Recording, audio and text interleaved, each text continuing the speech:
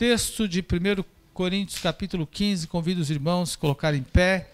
Está escrito assim, assim se lê, ou assim lemos. Também vos notifico, irmãos, o evangelho que já vos tenho anunciado, o qual também recebeste, e no qual também permaneceis, pelo qual também sois salvos, se retiverdes tal como vos tenho anunciado. Se não é que crestes em vão. Verso 3 diz: porque primeiramente vos entreguei o que também recebi, que Jesus morreu por nossos pecados, segundo as Escrituras, e que foi sepultado, e que ressuscitou ao terceiro dia, segundo as Escrituras, e que foi visto por Cefas, e depois pelos 12.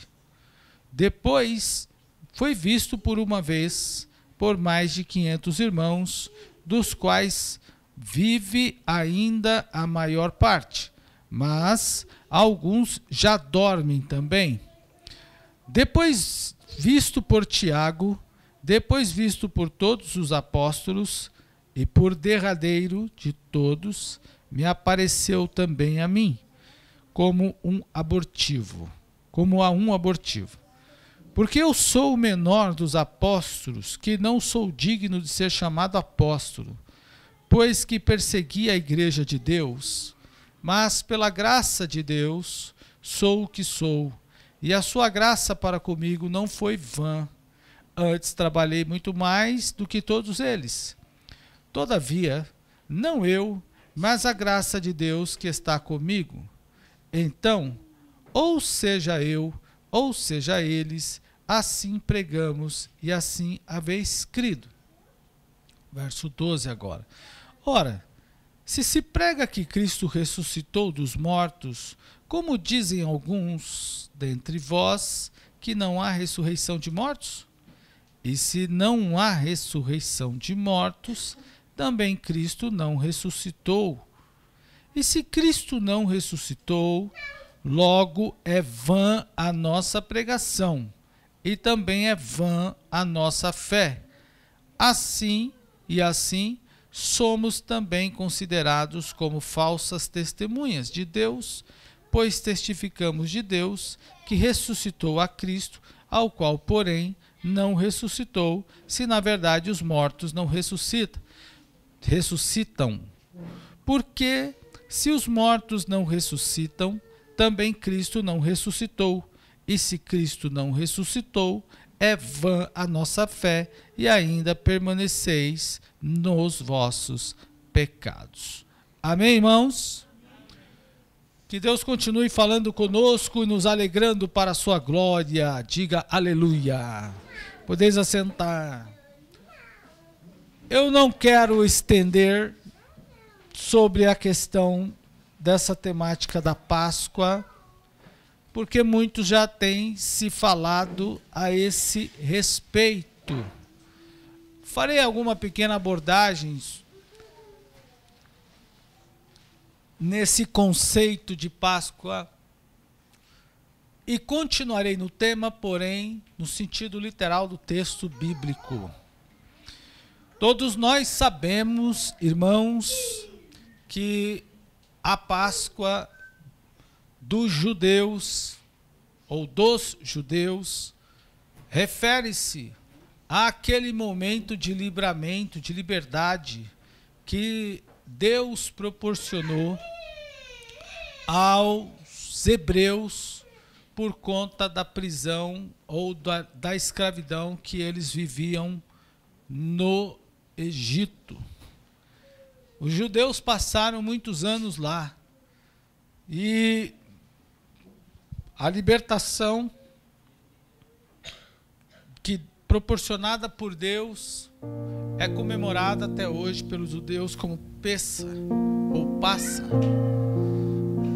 Isso atrelado com aquela situação de que Deus havia dado uma ordem para que se matasse um cordeiro e passasse o sangue do cordeiro no umbral da porta, e quando o anjo viesse, o anjo da morte viesse e visse aquele sangue do cordeiro no umbral da porta, o anjo passava por cima. Então essa é a palavra passar, daí vem Páscoa, passar por cima, né? E o anjo passava por cima. Bom, mas dito isso, o sentido é comemorado até hoje, o Pessa, como eles comemoram, é comemorado até hoje pelos judeus com esse sentido de libertação, de livramento. Deus livrou-os do Egito e livrou-os da escravidão egípcia. Com o passar do tempo, especialmente com Jesus, a Páscoa adquire um novo conceito, que é o conceito da liberdade, do livramento proporcionado por Jesus, que Jesus nos deu. E Ele definitivamente propôs ao homem, todo aquele que nele acreditar ou acreditasse, que seria liberto. João capítulo 8, versículo de número 32 diz assim: e conhecereis a verdade, e a verdade vos libertará. Se, pois, o Filho vos libertar, verdadeiramente sereis livres. E para proporcionar a libertação ao homem, aquele que crer, Jesus deu-se, se entregou na cruz por nós, pelo homem. Ele se entregou por aqueles que nele crer, pelo homem, mas nem todos acreditam naquilo que ele fez. E está claro que todo aquele que crer em Jesus, o sacrifício de Jesus, será salvo, será livre. Livre do quê? Liberto do quê? Liberto do juízo, da condenação, da força do pecado, como já preguei aqui há poucos dias.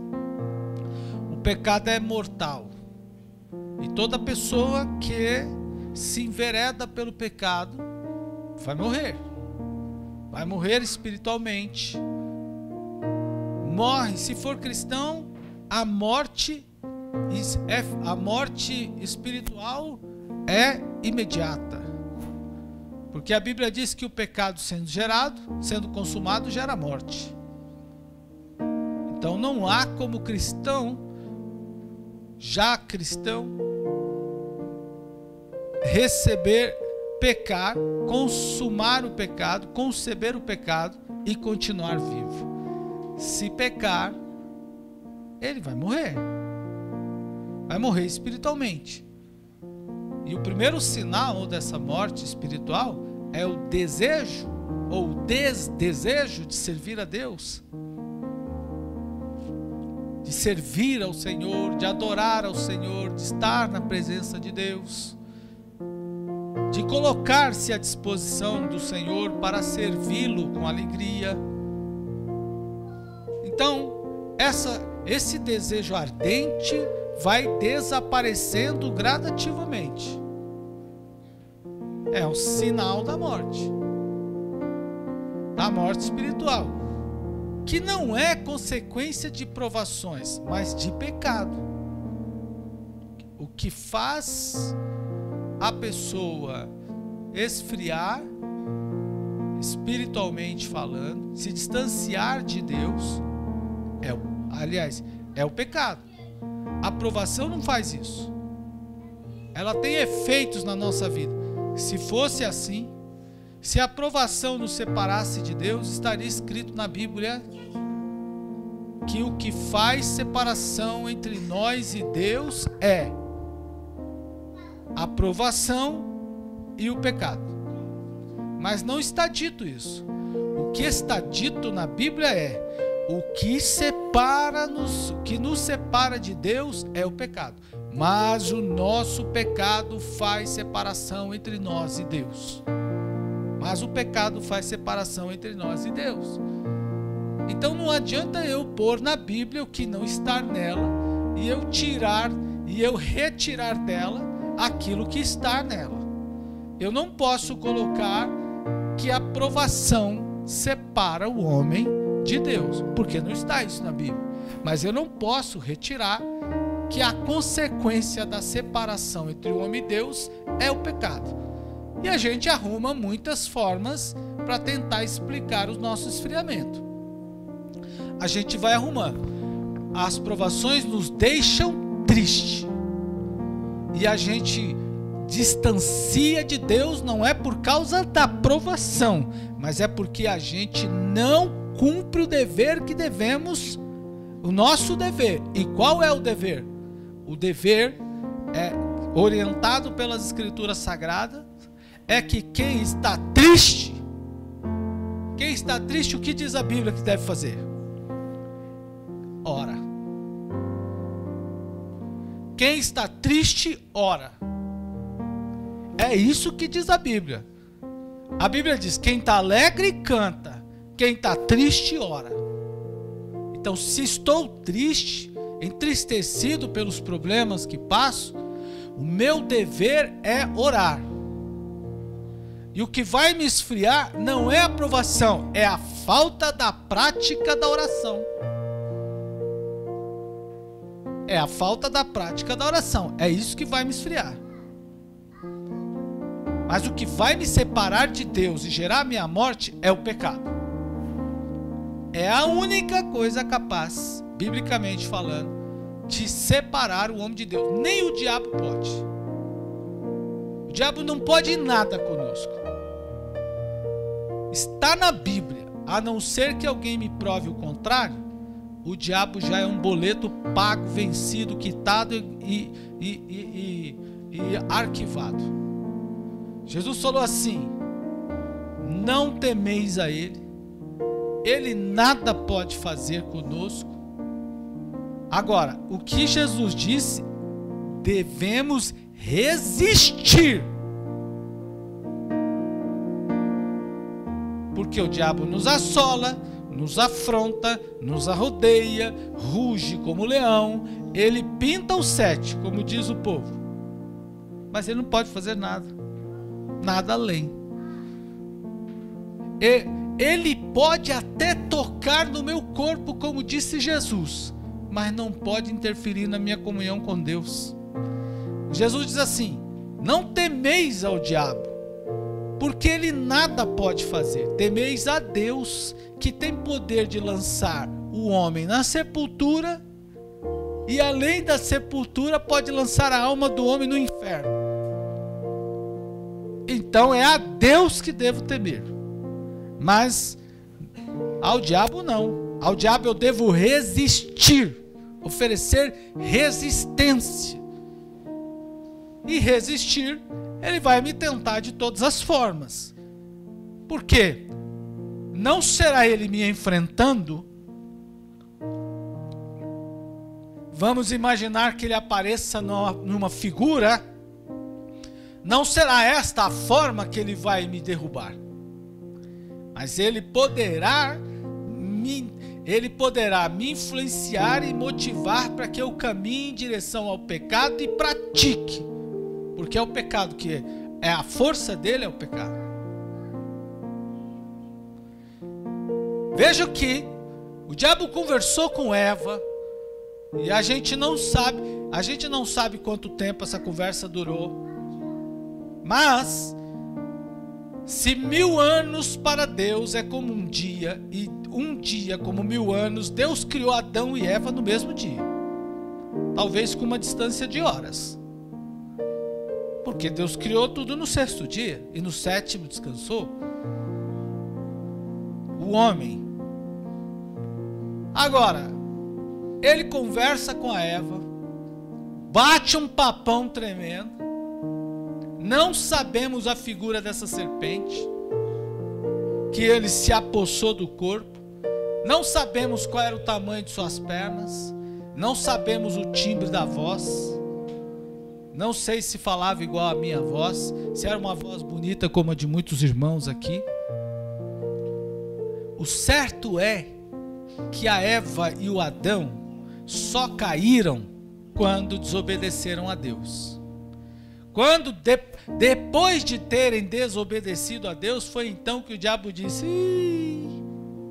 agora sim.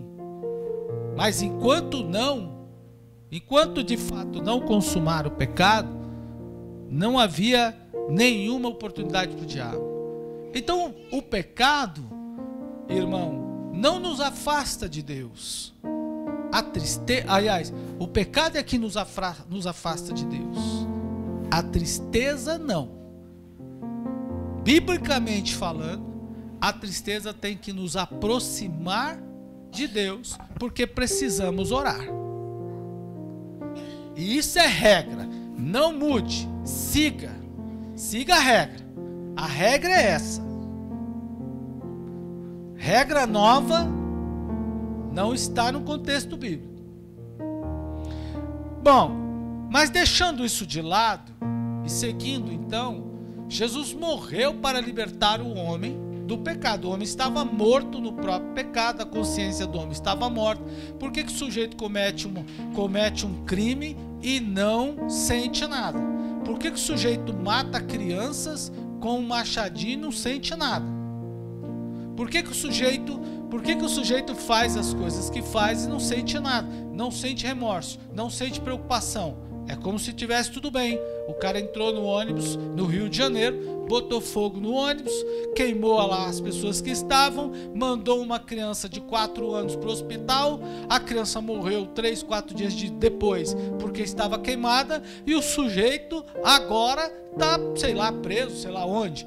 O sujeito que cortou as crianças na machadinha lá no Rio de Janeiro, lá em Blumenau, agora na prisão está reclamando de maus tratos, ou dizendo que está frio na prisão. Ok, a pessoa, mas a gravidade do que ele fez, ele não percebe que fez, ele não sente que fez, ele não entende que fez, ou faz-se de doido, desculpe a palavra, para dizer que não fez. Um sujeito desse, irmão, no meu pensamento, Deus é poderoso para salvar e resgatar, mas ele terá que resolver com a justiça. E a justiça precisará ser feita, porque agora qualquer pessoa comete um crime, depois dá uma de doido e em seguida fica livre. Bom, mas não é esse o assunto. O assunto é que a gente precisa entender que o homem que comete o pecado e ele não sente que cometeu, ele está morto consciente. A consciência dele está morta. Nós estávamos assim, cometíamos o pecado e não sentíamos nada por ele. Mas quando cremos em Jesus, ele ressuscitou o nosso homem interior. De uma vez, de sorte que a gente peca. Ao pecar, imediatamente o sininho que tem no nosso cérebro, na nossa memória, na nossa mente, o Espírito Santo toca o sino e diz assim: isso aí está errado, você precisa se arrepender disso aí. E quando toca o sininho na nossa cabeça, na nossa consciência, é o Espírito Santo batendo e diz: olha, você não é para isso e isso não é para você. Não há ninguém melhor do que o Espírito Santo para falar isso conosco. Mas não é por isso que a gente não pode dizer que pecado existe, que a gente tem que fugir dele. De fato, Jesus diz: eu vou morrer, vou à cruz, vou morrer na cruz, vou ressuscitar ao terceiro dia, para que todos aqueles que estiverem em mim sejam libertos da força do pecado. Então, quando Jesus disse na cruz: está consumado, foi à sepultura, enquanto o corpo dele permaneceu na sepultura, tudo estava normal. Como todo homem, Jesus foi à sepultura, e todo homem foi à sepultura, e todo homem que foi à sepultura lá ficou. Todos ficaram lá. Agora, havia a necessidade da ressurreição, e ressurreição a partir da seguinte perspectiva: Jesus não foi o primeiro a ressuscitar. Olhe para mim. Jesus não foi o primeiro a ressuscitar. A Bíblia narra ressurreições. Por exemplo, aquele guerreiro que lançaram, aquele homem que foi lançado na sepultura de Eliseu. A Bíblia diz que ele tocou o corpo de Eliseu e ressuscitou imediatamente. E olha, a Bíblia não diz que ele tocou o corpo, a Bíblia diz que ele tocou os ossos, o que significa dizer que a cova de Eliseu já estava aberta e o que possivelmente já estávamos falando de exumação. Quem já fez exumação sabe como funciona. A cova estava aberta. Jogaram o rapaz na cova de Eliseu. Ele tocou nos ossos de Eliseu e ressuscitou. Bom, mas esse cara morreu de novo. O Lázaro também ressuscitou, mas morreu de novo. Alguém sabe dizer se o Lázaro ainda está vivo? Não, morreu de novo. O nosso irmão e amigo que já pregou aqui algumas vezes, o Silvanes, morreu, ressuscitou, ainda está vivo. Glória a Deus por isso, que pregue por muito tempo. Muitas pessoas no texto bíblico, a filha da viúva de Naim, a filha de Jairo e tantos outros, né? Filho, né? É filho da viúva de Naim? É filho da viúva de Naim ou é filha? É filho da viúva de Naim. Também ressuscitou, mas morreu de novo. Então, ressurreição apenas como essa, quantas pessoas são sepultadas e na exumação o corpo está de forma diferente? Isso é um mistério. Será que a pessoa morreu? Será que não foi aquela doença chamada eclâmpsia, sei lá, ou qualquer outra que a pessoa dá um apagão e morre dias depois? Tem um judeu pregando que eu vi há algum tempo, nem sei se está vivo ainda. Na época ele já tinha seus 60 anos talvez. Também ficou vários dias na geladeira quando Deus ressuscitou. Ok, até aí tudo bem, mas todos morreram novamente. E quem ainda não morreu, um dia vai morrer. Pronto, essa é a fato. Agora, já se passaram mais de 2000 anos que Jesus ressuscitou. E até agora, ninguém diz, ninguém consegue entregar o corpo de Jesus. O corpo de Jesus ninguém entregou até hoje. Os restos mortais do A, do B, do C, do D, do E, do F, do H já foram entregues para a família. Mas o corpo de Jesus não foi entregue para a família. Jesus ressuscitou e não morreu novamente. E é aí que está a questão. Pastor Marcos, por que é que o senhor está pregando aqui? Porque é exatamente quando nós falamos de Páscoa, nós temos que falar da libertação que Ele nos deu. A libertação que Ele nos deu. E Ele não nos deu uma libertação por ter ido na cruz. Porque na cruz não foi só Jesus. Junto com Ele tinha mais 2 naquele dia. Ele também não nos deu libertação por ter sido morto. Porque morte ou morrer, todo homem morre. E todo quem não morreu um dia vai morrer. Mais cedo ou mais tarde, de um fato ou de outro, de um acontecimento ou outro, todos morrerão. Ok. Ele também, irmão, não nos deu salvação só pelo fato dele ter ressuscitado. Porque há números grandes de pessoas que também ressuscitaram, como nós acabamos de falar. Senão, agora, o que aconteceu? O que acontece é que já se passaram quase 3.000 anos. E quando o texto bíblico foi escrito, ainda não tinha sido entregue o corpo de Jesus. E é aí que está o segredo da ressurreição. O que Paulo está dizendo é o seguinte: o fundamento da nossa fé é o Cristo vivo, que foi morto, ressuscitou ao terceiro dia, não morreu novamente, está vivo para sempre. Quando ele se apresentou a João, apóstolo, na ilha de Pátimos, lá no capítulo de número 1 do Apocalipse, capítulo de número 1 do livro de Apocalipse, percebam que ele dá uma descrição absolutamente diferente para João. Talvez João tivesse tido um problema ao ter aquela visão e se encontrar com aquele ser. Vejam só, ele não diz para João senão outra coisa. Vejam bem, preste atenção. João estava na ilha de Patmos e diz a Bíblia assim, a partir do versículo de número 9. Diz assim: eu, João, que também sou vosso irmão e companheiro da aflição e no reino e na paciência de Jesus Cristo, estava na ilha chamada Patmos, por causa da palavra de Deus e pelo testemunho de Jesus Cristo. Eu fui arrebatado em espírito. Arrebatamento, para quem não sabe, Deus deu um êxtase, ele apagou e foi passear com Deus. Bom, fui arrebatado em espírito no dia do Senhor, e ouvi de trás de mim uma grande voz como de trombeta, que dizia: o que fez? Escreve num livro e envia-o às 7 igrejas que estão na Ásia: a Éfeso, Esmirna, Pérgamo, Tiatira, Sardes e a Filadélfia e Laodiceia. E virei-me para ver o que falava comigo.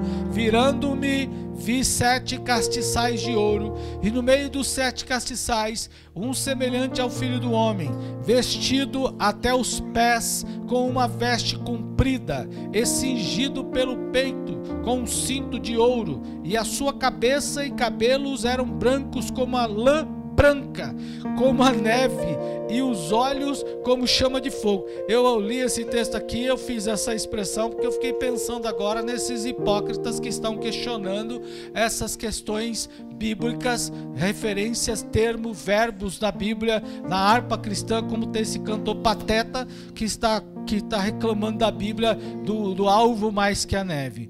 E sua cabeça e cabelos eram brancos como a lã, como a neve, e os olhos como chama de fogo. Seus pés semelhante ao latão reluzente, como se tivesse sido refinado numa fornalha, e a sua voz como a voz de muitas águas, e tinha na sua destra 7 estrelas, e da sua boca saía uma aguda espada de 2 fios, e o seu rosto como o sol, quando na sua força resplandece. Eu, quando vi, caí em terra. Se eu tivesse visto, talvez teria corrido, mas estava arrebatado, não tinha como correr. Então, eu, quando vi, caí aos seus pés como morto. E ele pôs sobre mim a sua destra, dizendo-me: não temas, eu sou o primeiro e o último, e o que vive. Olha só, e o que? E o que? E ele diz ainda: e sou o que vive.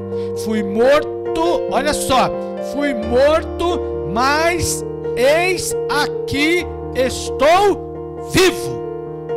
Observe, irmão, que por 2 vezes ele diz a João que está vivo. Por que ele repete a João que está vivo? Por que ele repete a João que está vivo? Será que João tinha alguma dúvida a respeito disso? Não, é porque o fundamento da nossa fé é exatamente a ressurreição de Jesus. Nós só estamos aqui esta noite por causa da ressurreição de Jesus.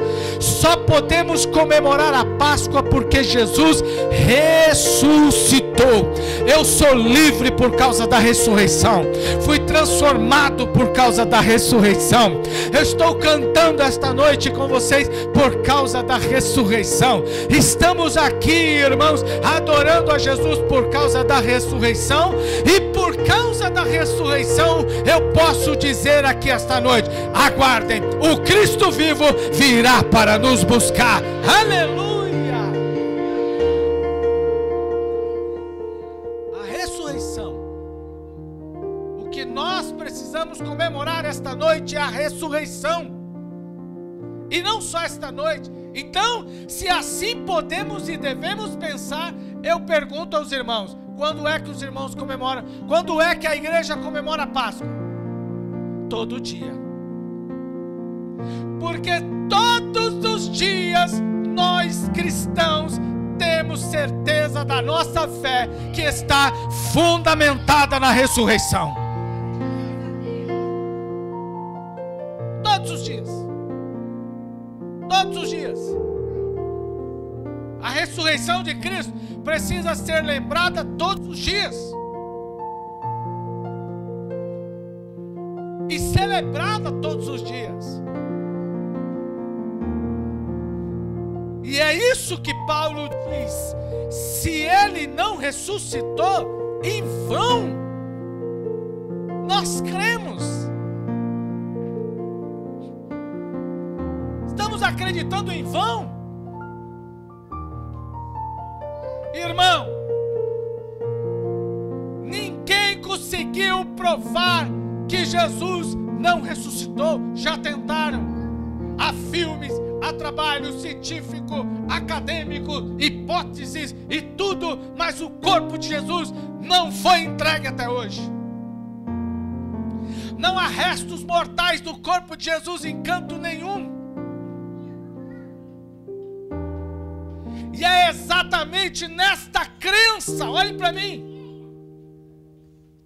e é exatamente esta crença, esta firmeza, esta rocha firme da ressurreição, que me garante, entre outras coisas, que absolutamente nada e nem ninguém poderá me separar de Deus, a não ser que eu queira me separar dele.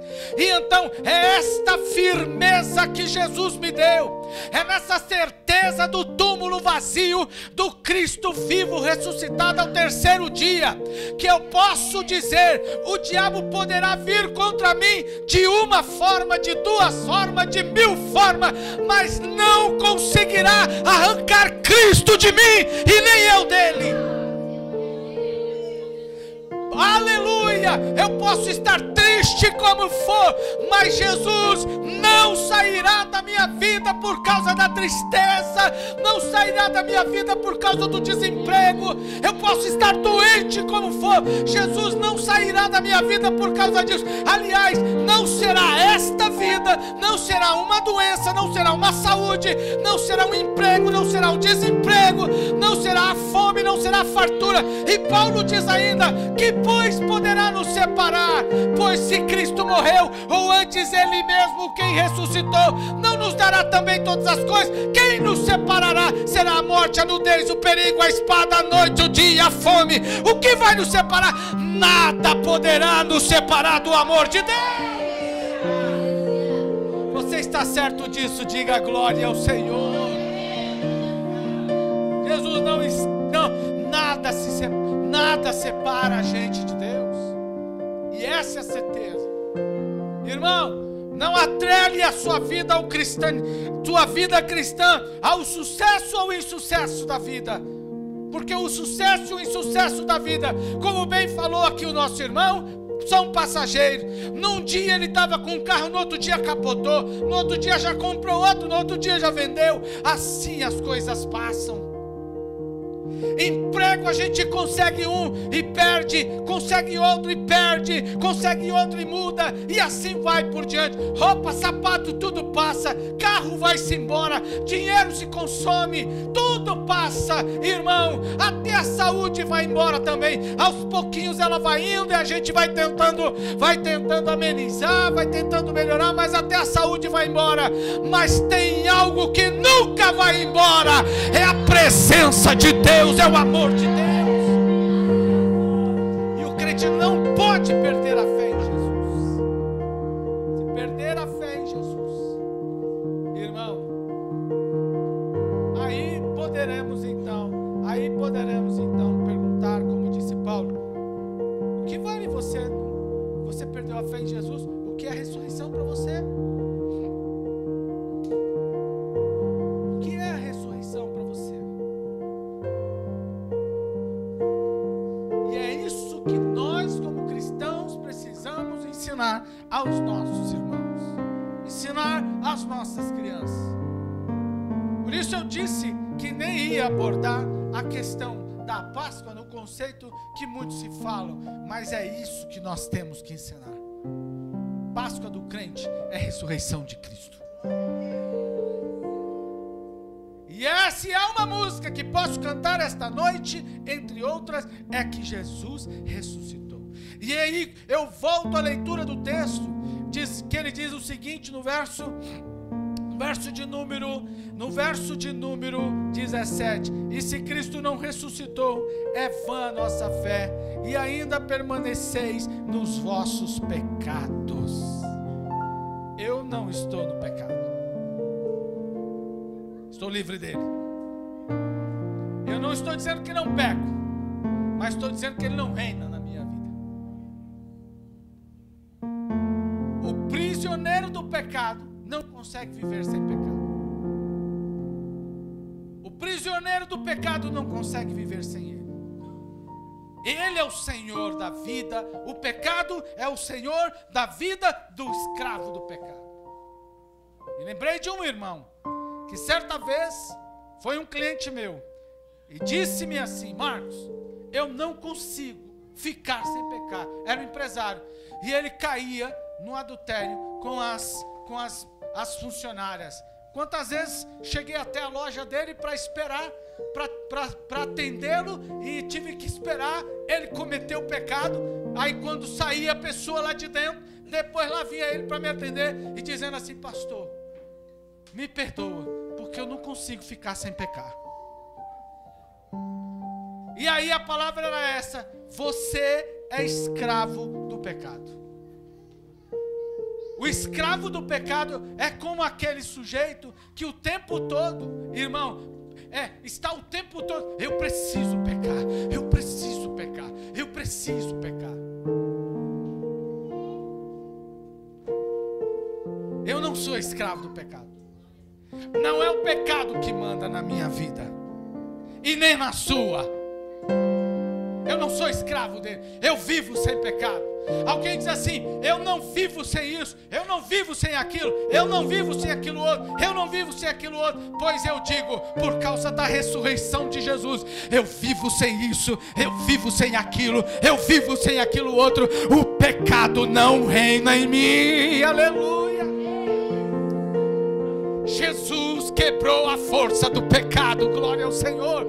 E alguém me dirá assim: pastor, eu não vivo sem pornografia, eu não vivo sem cigarros, eu não vivo sem drogas, eu não vivo sem aquilo, eu não vivo sem aquilo outro. Pois bem, quando eu não sabia que Jesus tinha ressuscitado por mim, eu também não vivia. Eu não vivia sem isso, eu não vivia sem aquilo, não vivia sem aquilo, não vivia sem aquilo outro.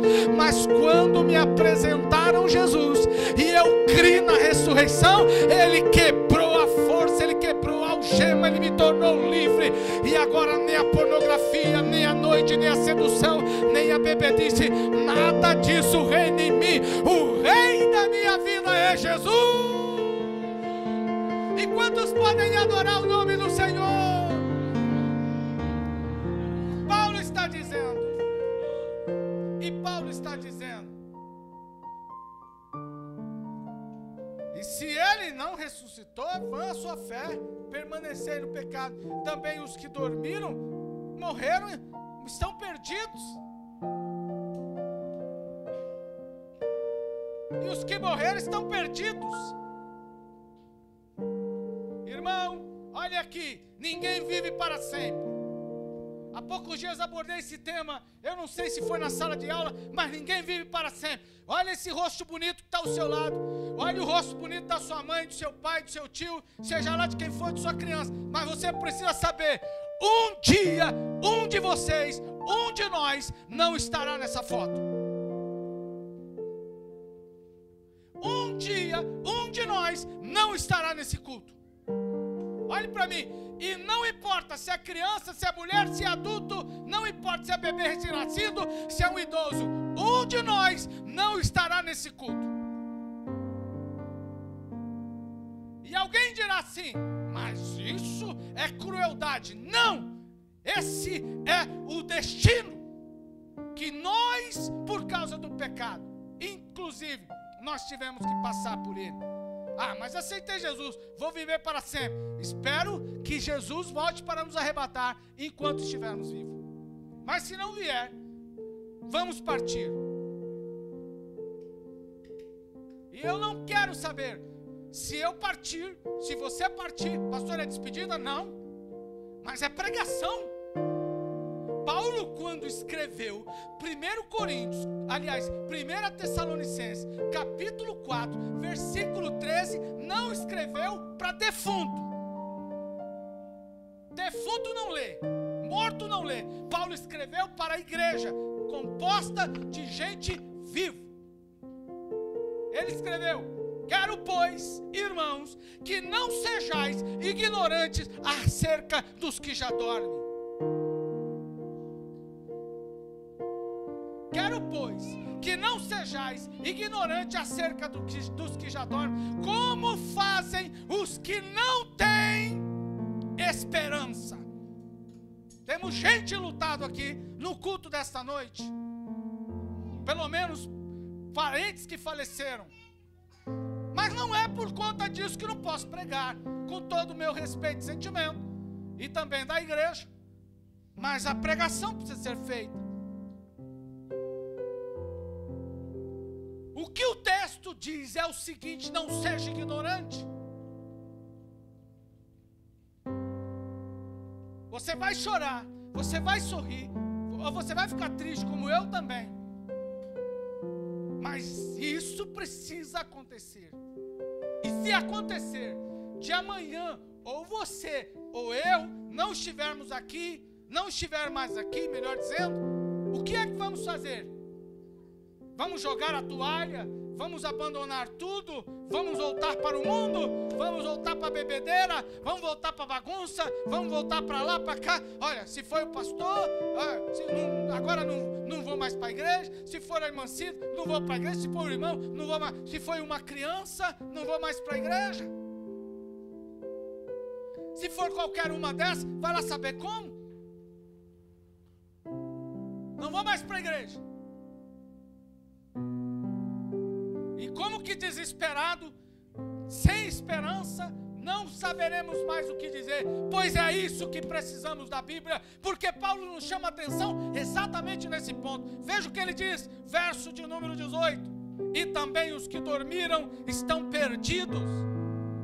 Se eu partir, se você partir, ou qualquer outra pessoa dentre nós partir esta noite, o que é possível, e a igreja sente, a igreja chora, o irmão fica triste. Eu fui pregar numa igreja, certa ocasião, em que a igreja estava triste, eu não sabia.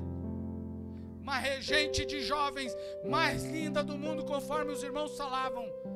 Naquele dia, eu fui 2 ou 3 dias depois do fato ter acontecido, vindo da faculdade, foi agarrada pelos vizinhos, estuprada e morta. A igreja estava triste porque 2 ou 3 dias antes daquele culto, o caixão tinha sido velado lá no culto e eu não sabia. E naquela noite preguei sobre alegria. E quando terminou, o pastor falou assim: eu senti o clima triste na igreja. Pois é, estamos em luto por causa da nossa regente. Mas pensa numa menina que parecia uma pérola de Deus. Aí passando da faculdade o vizinho, e não foi um, foram 2 ou 3 ou 4, arrebentaram a menina, que até uma garrafa enfiaram nela. E aí alguém dirá: mas por que é que Deus não livrou? Deus não poderia ter livrado? Eu penso, irmão, que sofrimento foi esse? Obviamente não há palavras para descrever tamanho sofrimento, e a família até hoje deve chorar a fatalidade dessa garota, irmão. Mas esse mundo, irmão, podre, mundo apodrecido, esse mundo humano jamais retirou essa menina da presença de Deus. E o que Paulo está dizendo aqui nesse texto é que aquela menina não morreu em vão. Pois veja assim, veja o verso de número 19, olha para o texto aí para você ler, para você ver. Vamos para a Bíblia para você ver. Crente tem que ir para a Bíblia.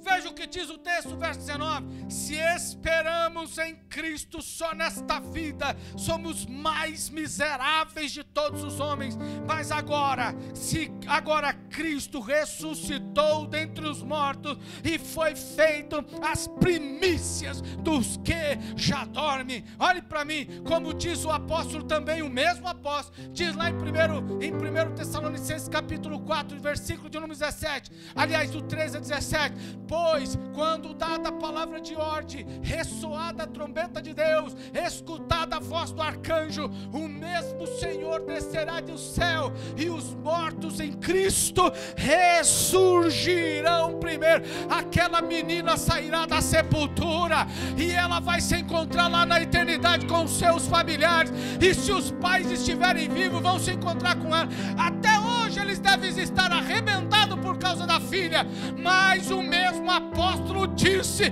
vede que o sofrimento do tempo presente não pode se comparar com a glória que há de ser revelada em nós.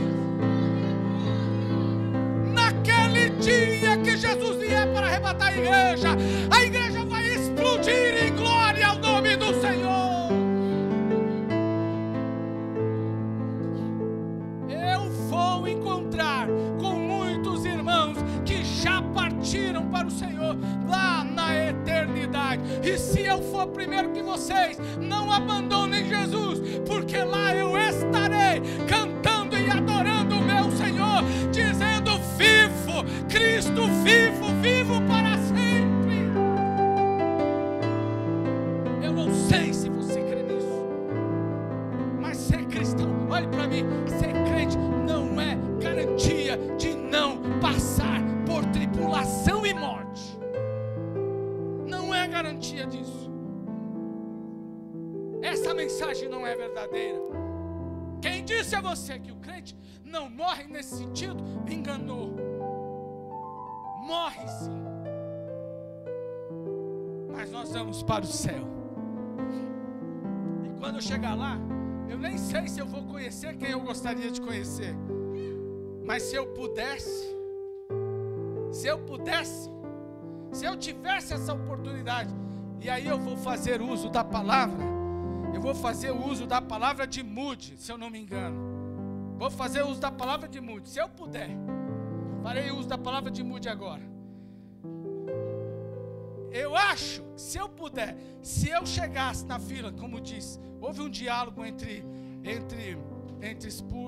parece que foi Spurgeon e Moody, se eu não me engano, um calvinista e o outro arminiano, e eles diziam o seguinte: chegou um cidadão e perguntou para um: o que você acha do Spurgeon?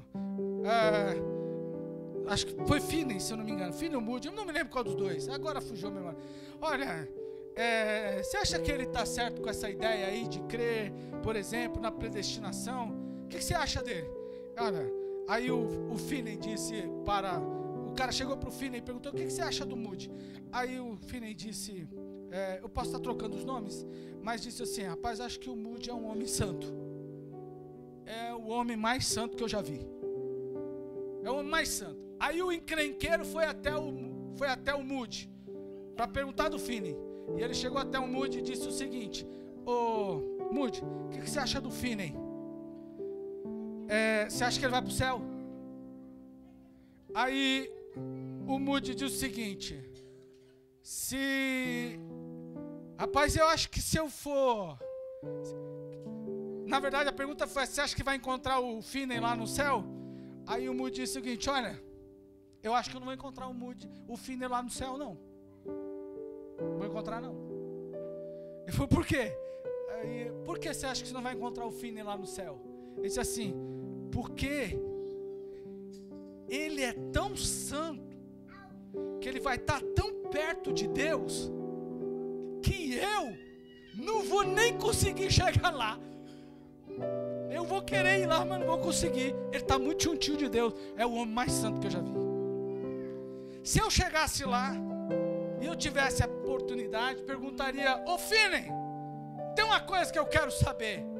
Qual é a sensação de entrar numa fábrica e as pessoas inteiras zombando de você, e você entrar e conforme for andando, o Espírito Santo derrubando as pessoas no poder de Deus, e aqueles que estavam zombando de você e começarem a cair, e outros serem batizados com o Espírito Santo? Eu sei que eu vou encontrar Paulo, eu sei que eu vou encontrar Finney, eu sei que eu vou encontrar Lucas, eu sei que eu vou encontrar João. Eu vou perguntar para João, porque essa é a curiosidade que eu tenho. João, quando você teve essa visão de Jesus, você não ficou com medo, rapaz? Porque eu sairia correndo, mas irmão, eu acho que eu nem vou conseguir, porque eu vou ver Jesus, aleluia. E quando eu ver Jesus, irmão, quando eu ver aquela multidão de gente, de um lado a outro, aquela infinidade, como João diz, milhões de milhões e milhares de milhares, desde lá do início do mundo até agora, irmão, eu vou entrar no meio e vou começar a gritar: santo, santo, santo, santo, santo. Eu vou adorar o Senhor, e você também. Se eu for para lá, vou te esperar. Se você for, vamos esperar. O certo é, Jesus ressuscitou.